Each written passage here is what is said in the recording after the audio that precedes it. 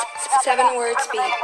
Ng kanta pare. If meron kayong original composed song, message nyo lang ang Facebook page ng Cyberflex at mapiplex na natin ang kanta mo sa halagang 200 pesos via Gcash. Sa halagang 200, mangungupal ka. Sa dami ng kukupaling kuya, drupa talaga. Hindi ka ba nangingilabot sa iyong binangga? Malamang uhugin ka pa na lumabas ang katababala. Dahil malamang kung inabot mo yun, dugalo ay yung titingalain. Kaso hindi, kasi sa era ka ng mga JJ mo nagising. Namulat ka sa mga maling aral na pinagtuturo ni Panot. At nahawa sa pagkabastos ni Tulo na merong buhok na kulot. Sa Dunggano ay galit, bakit nakikimaskara? Di ba idol mo si Luz? Dapat nagpapalot ka. Yung bupit na malupit, nasa gilid lang ang buhok. Yung bakante ang gitna na parang runway yung tuktok. Wala po, bakit mo ba ipinagkukumpara?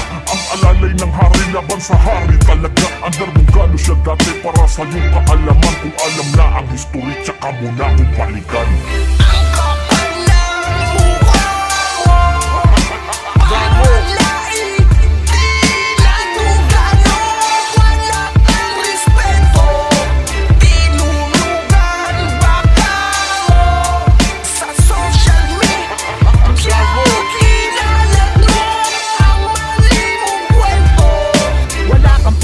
Kaya nasa dulo ka, kaya sa bias video mo nagmukha ka lang tanga, talagang nakakatamad pag nandun ka lang sa likod. Ganyan talaga pag wala kang perang panood. Bumibideo gamit siping, may bulok na camera. Ikaw at source ng video mo, alam ko na iisa. Sa Aurora Festival, alam kong nanood ka. Kaso lang ang budget mo hanggang panglabas lang pala. Good or bad publicity is still publicity. Full of juice, yan ang iyong alam na strategy. Si Kuya sinisira mo para sa opportunity. Gagawan mo ng content para sa YouTube salary. Easy money pag nanghari ang iyong pinunteryadong. Gano ba ang talang kausap niyang ikaw talaga?